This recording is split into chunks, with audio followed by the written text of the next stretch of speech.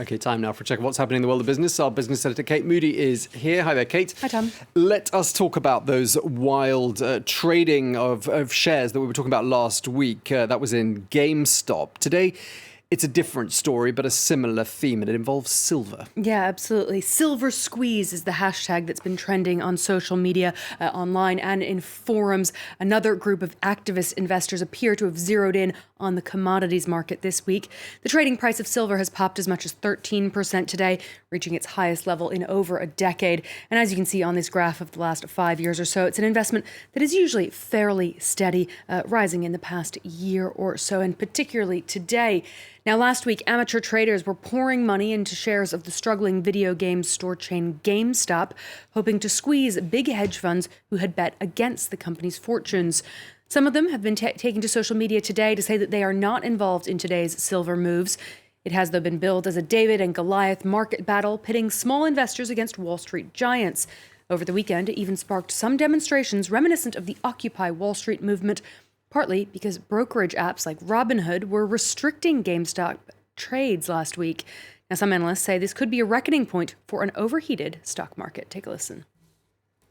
Das Problem ist natürlich, dass wir dann irgendwann Preise haben für Aktien, für Silber, für Gold, die nicht mehr fundamental gerechtfertigt sind. Es bringt ja nichts, Aktien zu haben, die so hoch sind, dass man sagen muss, es ist ja völlig verrückt, die Aktie zu den Preisen überhaupt noch zu kaufen. Dann wird der Aktienmarkt natürlich dann zu einem Casino. Das darf man nicht zulassen. Man muss immer noch sagen, dieses Anlageobjekt kann ich fundamental einschätzen. Es ist zu teuer, zu hoch. Let's check in on the rest of the day's trading action now. GameStop shares are down around 25% today. The trade was halted briefly earlier in the session. They did jump around 700% last week. Wall Street's recovering from a bit of a panic at the end of last week, trading higher there. The Dow Jones up about 250 points. The Nasdaq up about 2.5% this hour. Earnings season is continuing this week with Alphabet, Amazon, Alibaba, and Pfizer among those set to report later this week. The major European indices closed higher. The CAC 40 and DAX each up over 1% there. London's FTSE 100 was a bit less. New data showed that Eurozone unemployment held steady at 8.3% in December. That's over 13.6 million people out of a job. The UK has formally requested to join the trade agreement that replaced the Trans-Pacific Partnership. The Trump administration withdrew from the pact in 2017, leaving 11 countries, including Australia, Canada, Japan, and Vietnam, to sign a new version. 7 of them have since ratified the deal, which reduces trade barriers across 13% of global GDP. Well, since officially leaving the European Union, the UK has been brokering its own trade relationships. And although it's not part of the regional grouping itself, the government says CPTPP would be a boost for British businesses. It's about more opportunities here in the UK, selling products, whether it's whiskies, cars, computer games, where there's growing demand in those markets. So this is a big opportunity for us, and it's very exciting. We're at the first stage of the process. But unlike the EU, there aren't the strings attached, so there's no court, there's no control over our borders, there's no money to pay in. So this is all about lowering tariffs and increasing opportunities for British businesses and British jobs. They were the jewels of British high streets, and now they're heading online only. The internet giant Asos has bought the Topshop, Topman, and Miss Selfridge brands from the collapsed Arcadia Group.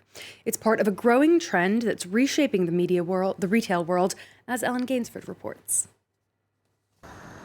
Throwing a lifeline to the former high street giant, Asos has inked a deal to take over Topshop. Once a symbol of British retail success, Topshop fell into administration in November last year, along with the rest of Philip Green's Arcadia Group and its 13,000 employees. It was a dramatic fall from grace for the retail mogul.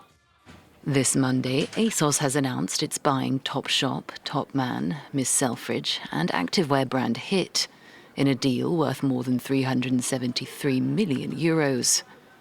The acquisition of these iconic British brands is a hugely exciting moment for Asos and our customers and will help accelerate our multi-brand platform strategy. But Asos hasn't agreed to buy any of the brand's 70 stores, meaning around 2,500 jobs will be cut. Online retailer Boohoo is in talks to buy 3 other Arcadia brands, Dorothy Perkins, Wallace and Burton, also discarding their shops.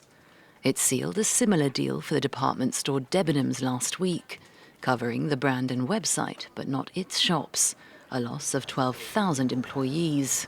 Arcadia's collapse has been among the biggest corporate failures of the coronavirus pandemic so far. Lockdowns have crushed an already struggling high street, accelerating the move towards internet shopping. Nearly 180,000 retail jobs were lost last year. Meanwhile, online retailers are booming and picking the bones. Certainly a different face, Tom, to the retail world, to anyone who wants to go shopping in the UK.